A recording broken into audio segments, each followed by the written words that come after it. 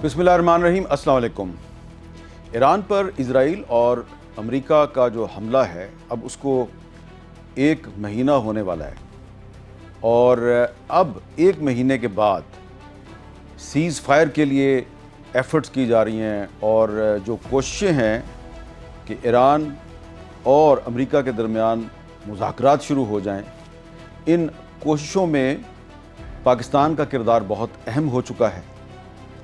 क्या पाकिस्तान जो है वो अमेरिका और ईरान के दरमियान कोई मुज़ाकरात का सिलसिला शुरू करवा सकेगा? और पाकिस्तान का जो किरदार है ये नेगोशिएटर का है या फैसिलिटेटर का है? क्योंकि सालसी में और सहूलतकारी में बड़ा फ़र्क है और यहाँ पर जो फ़रीक़ैन हैं यानी कि जो लड़ रहे हैं आपस में, वो सिर्फ अमेरिका और ईरान नहीं है, उसमें इजराइल भी शामिल है और इजराइल के साथ पाकिस्तान के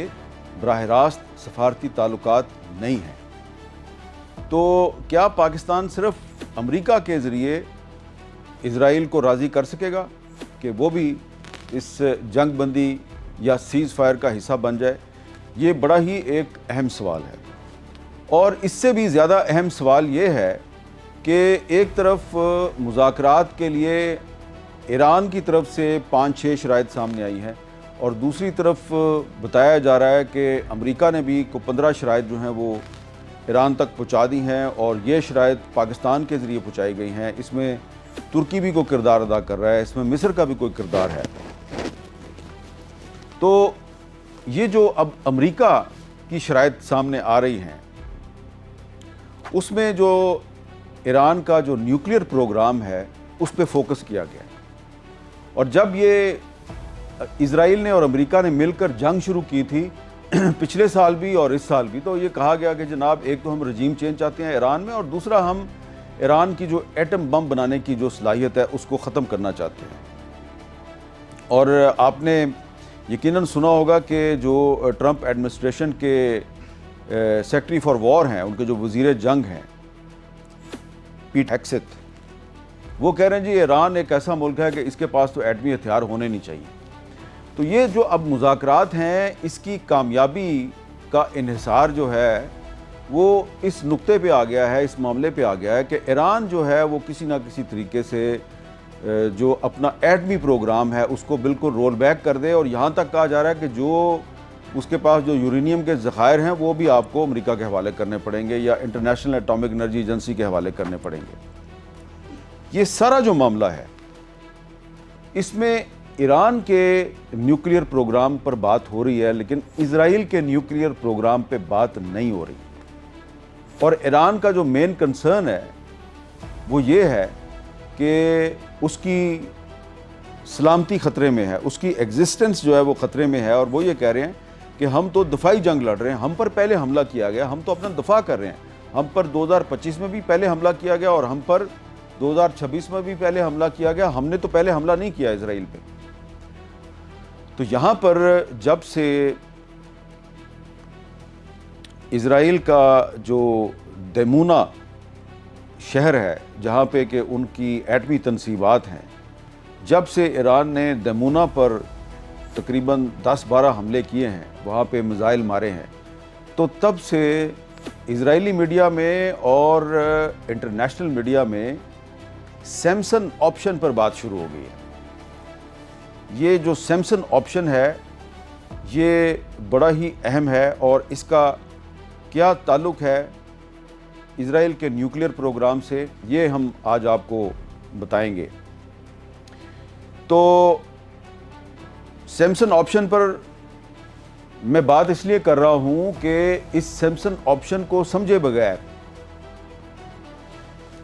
ईरान और अमेरिका के दरमियान जो मुज़ाकरात हैं इसका सिलसिला कामयाबी से हमकिनार नहीं हो सकता। पाकिस्तान की हुकूमत और तुर्की की हुकूमत और मिस्र की हुकूमत और कुछ ममालिक जो इसमें इन्वॉल्व हैं,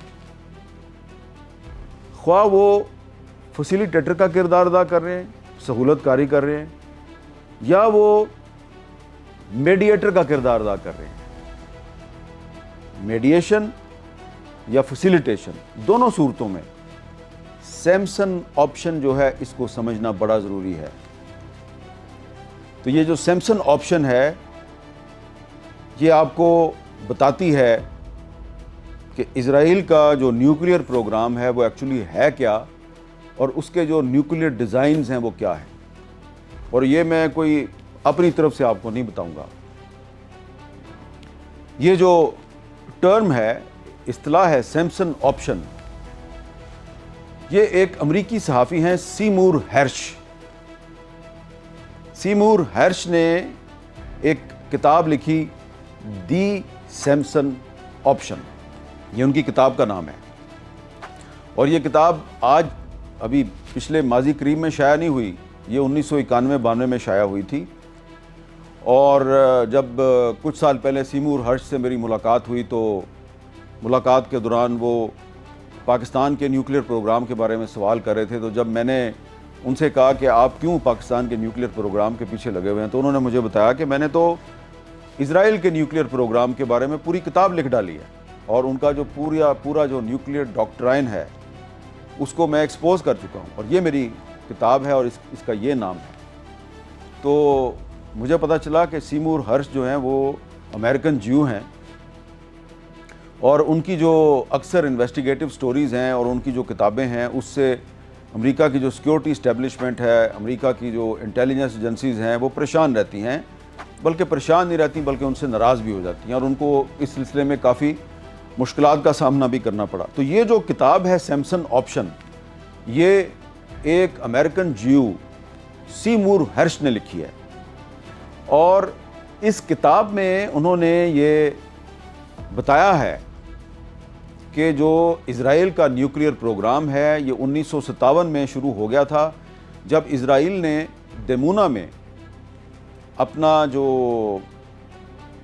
ایٹمی پروگرام ہے، ایٹم بم بنانے کا جو کام ہے وہ شروع کیا، اور وہاں پہ اپنی ایٹمی تنصیبات قائم کی۔ اور اس کے بعد سیمور ہرش نے اپنی کتاب میں دعویٰ کیا کہ امریکن انٹیلیجنس کو سب پتہ تھا کہ اسرائیل ایک نیوکلیئر پروگرام پر عمل پیرا ہے اور وہ ایٹم بم بنانے کی کوشش کر رہا ہے، لیکن امریکی انٹیلیجنس خاموش رہی۔ 1966 تک اسرائیل جو ہے اس نے دیمونا میں جو ایٹم بم بنایا اس نے انڈر گراؤنڈ ایکسپیریمنٹ بھی کر لیا، اس کا تجربہ بھی کر لیا۔ اور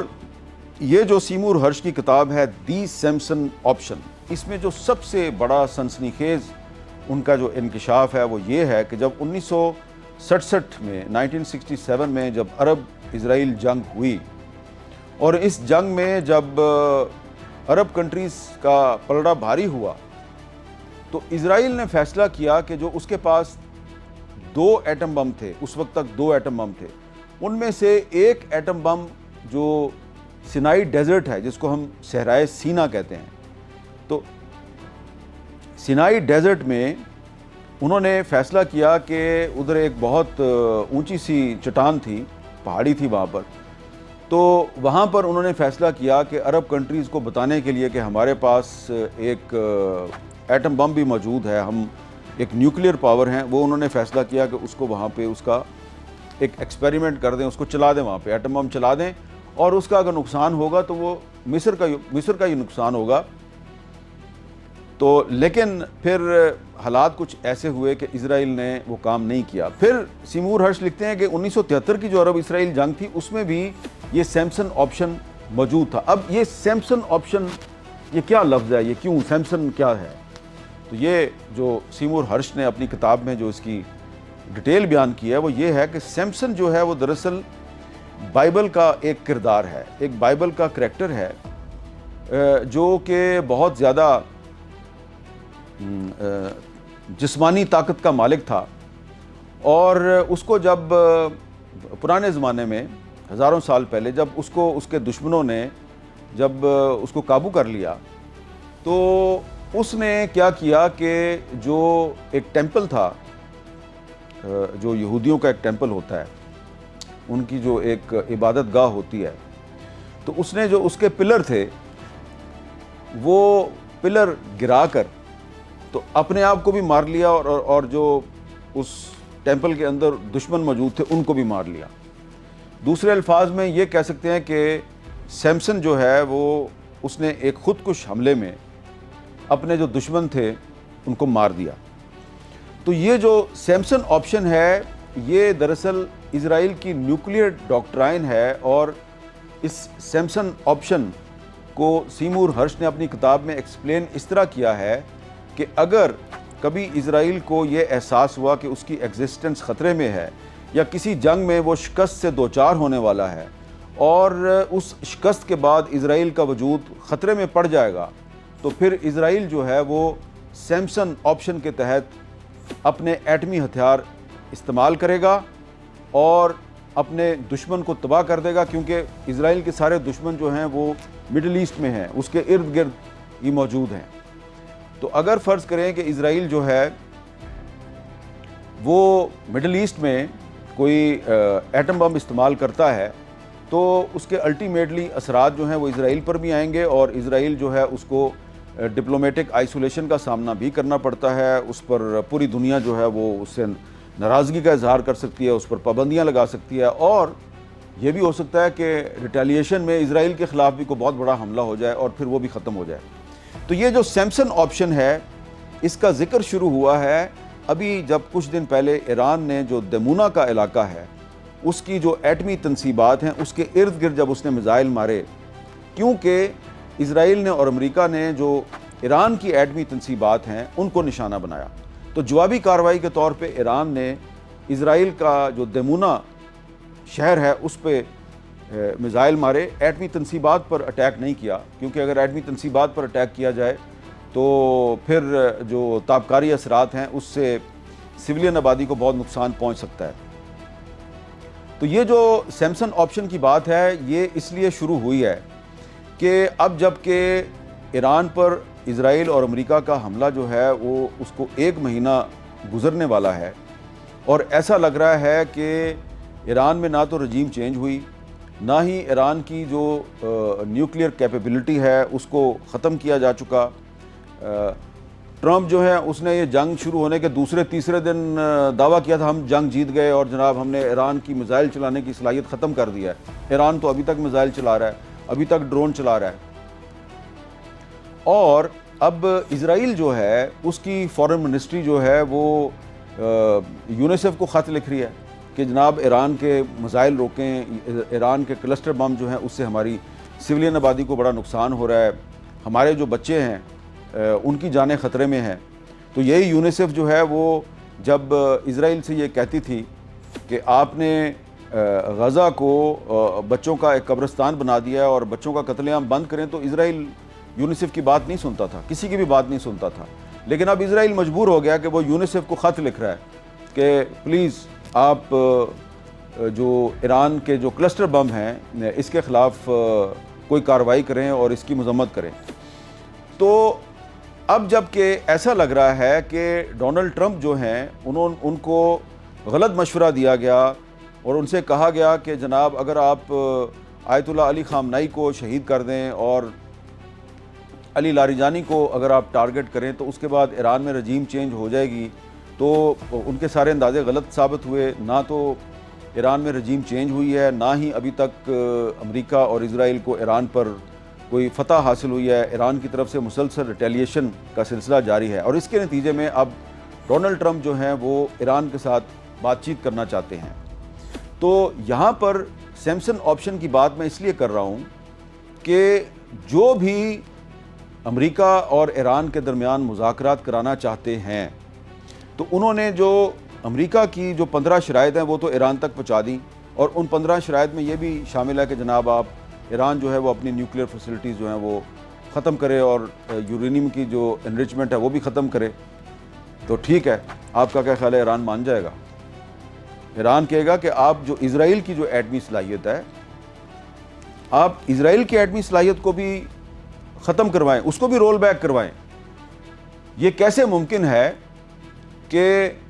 امریکہ جو ہے وہ ایران سے کہے کہ تم تو اپنا نیوکلیئر پروگرام جو ہے اس کو مکمل طور پہ بند کر دو، جبکہ ایران جو ہے وہ NPT پہ دستخط کر چکا ہے اور اس کی ایک سٹیٹڈ پوزیشن ہے کہ ہمارا نیوکلیئر پروگرام جو ہے وہ ایٹمی ہتھیار بنانے کے لیے نہیں ہے، اسرائیل نے تو NPT پہ دستخط بھی نہیں کیے ہوئے، اور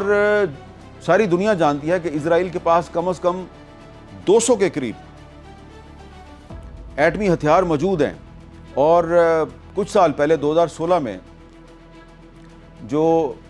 ایک برطانوی اخبار ہے دی انڈیپینڈنٹ، اس نے ایک سٹوری شائع کی تھی جس میں یہ بتایا گیا تھا کہ امریکہ کے سابق سیکرٹری آف اسٹیٹ، سابق سیکرٹری خارجہ کولن پاول کی ایک ای میل لیک ہو گئی، اور اس ای میل میں کولن پاول جو ہیں وہ بتا رہے تھے کہ اسرائیل کے پاس کم از کم 200 کے قریب ایٹمی ہتھیار ہیں، اور بعض اطلاعات کے مطابق اسرائیل کے پاس ایسے ایٹمی ہتھیار بھی ہیں جو چھوٹے ہیں اور محدود پیمانے پر تباہی پھیلاتے ہیں۔ تو زیادہ خدشہ یہ ہے کہ اگر اسرائیل جو ہے وہ امریکہ کے ساتھ مل کر ایران کا جو میزائل پروگرام ہے اس کا خاتمہ نہ کر سکا، اور ابھی تک ایران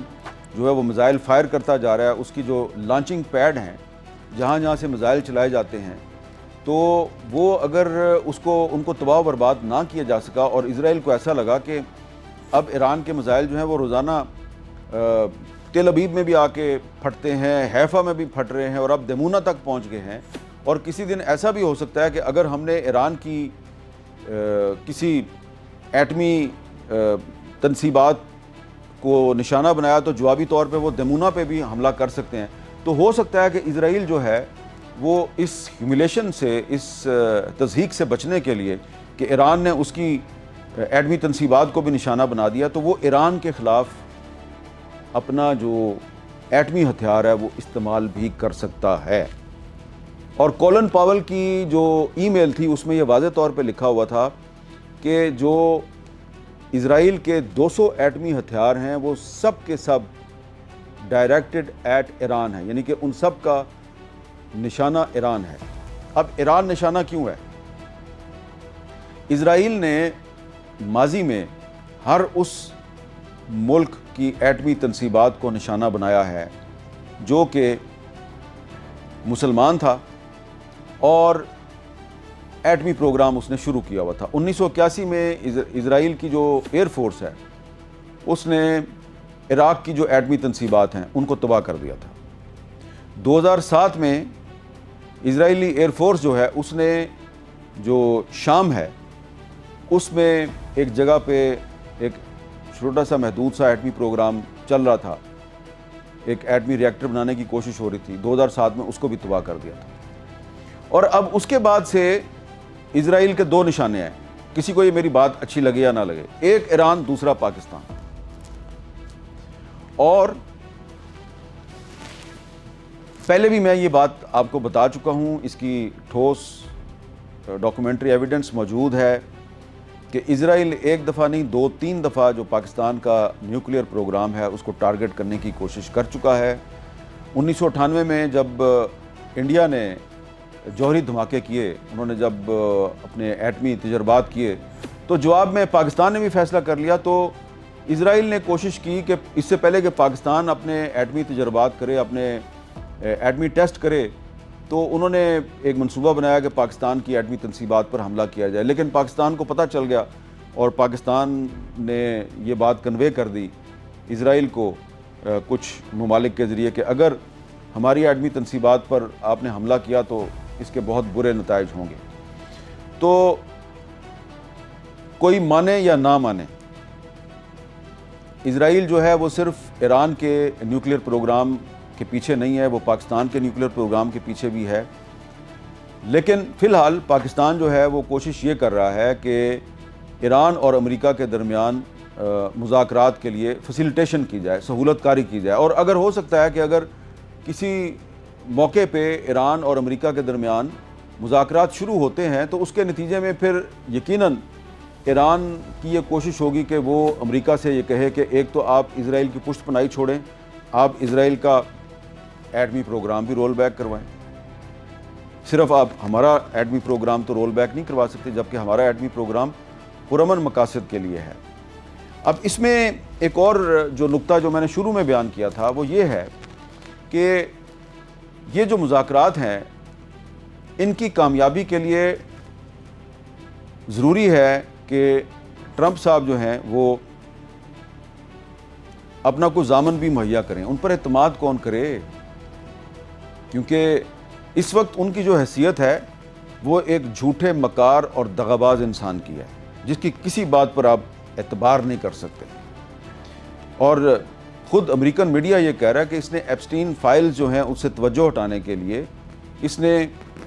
ایران پر حملہ کروایا. اس کا خیال تھا کہ اس حملے کے نتیجے میں ایک ہیرو بن کے سامنے آؤں گا، لیکن اب وہ ہیرو بھی نہیں رہے ٹرمپ، بلکہ دن بدن وہ زیرو ہوتے جا رہے ہیں. اور دوسری بات یہ ہے کہ اس میں پاکستان کو بھی بہت ہی محتاط رہنا چاہیے. کام بہت اچھا کر رہا ہے پاکستان، انٹرنیشنل میڈیا میں پاکستان جو ہے وہ اس کو بڑی اہمیت مل رہی ہے، لیکن پاکستان اس بات کو ذہن میں رکھے کہ پاکستان کے اسرائیل کے ساتھ سفارتی تعلقات نہیں ہیں، اور اسرائیل اس کانفلکٹ میں، اس لڑائی میں ایک مین پلیئر ہے. تو یہ ہو نہیں سکتا کہ اگر آپ میڈیٹر بن جاتے ہیں تو آپ صرف امریکہ سے بات کریں اور اسرائیل سے بات نہ کریں. تو اس لیے بہتر یہ ہے کہ میڈیٹر کی بجائے آپ فیسیلیٹیٹر رہیں. آپ صرف امریکہ اور ایران کے درمیان بات چیت کے لیے فیسیلیٹیشن کریں، سہولت کاری کریں، اور باقی کام آپ ایران پر اور امریکہ پہ چھوڑ دیں. اور کام بڑا اچھا ہے کیونکہ یہ جنگ جو ہے اس کا روکنا بڑا ضروری ہے. سیز فائر بڑا ضروری ہے کیونکہ یہ جنگ اگر نہیں رکتی تو یہ تیسری عالمی جنگ کی شکل بھی اختیار کر سکتی ہے. لیکن یہ چیز بھی ذہن میں رکھیں کہ اگر خدا نخواستہ یہ جنگ جلدی ختم نہیں ہوتی اور ایران کی طرف سے اسرائیل پر حملے جاری رہتے ہیں اور اسرائیل جو ہے وہ سلولی اینڈ گریجولی اس کو اپنی شکست قریب نظر آتی ہے، تو ایسی صورت میں پھر وہ سیمسن آپشن کی طرف جائے گا. اور سیمسن آپشن وہی ہے جس کا ذکر ایک امریکن جیو سیمور ہرش نے اپنی کتاب دی سیمسن آپشن میں کیا ہے. تو جو بھی لوگ ایران اور امریکہ کے درمیان مذاکرات میں فیسیلیٹیٹر کا کردار ادا کر رہے ہیں یا میڈیٹر کا کردار ادا کر رہے ہیں، ان سب سے گزارش ہے کہ اس سیمسن آپشن کو ذہن میں رکھیں. اور وہ جو کولن پاول کی ای میل ہے کہ اسرائیل کے پاس 200 کے قریب ایٹمی ہتھیار ہیں، اس کو بھی ذہن میں رکھیں. سیز فائر ضرور ہونا چاہیے، دنیا میں امن ضرور قائم ہونا چاہیے، لیکن یہ امن جو ہے یہ صرف اس صورت میں قائم نہیں ہوگا کہ آپ ایران سے کہیں کہ تم اپنا ایٹمی پروگرام رول بیک کر دو. جب تک اسرائیل اپنا ایٹمی پروگرام رول بیک نہیں کرتا اور جو 200 ایٹمی ہتھیار اس کے پاس موجود ہیں ان کو انٹرنیشنل ایٹامک انرجی ایجنسی کی نگرانی میں اگر ضائع نہیں کیا جاتا یا اس کے حوالے نہیں کیا جاتا تو دنیا میں امن قائم نہیں ہو سکتا. یہ ون وے ٹریفک سے تو امن قائم نہیں ہوگا. اگر آپ ایران سے قربانی مانگ رہے ہیں تو پھر آپ کو اسرائیل سے بھی قربانی مانگنی ہوگی، تب ہی مذاکرات کے ذریعے امن قائم ہو سکتا ہے. Thank you very much.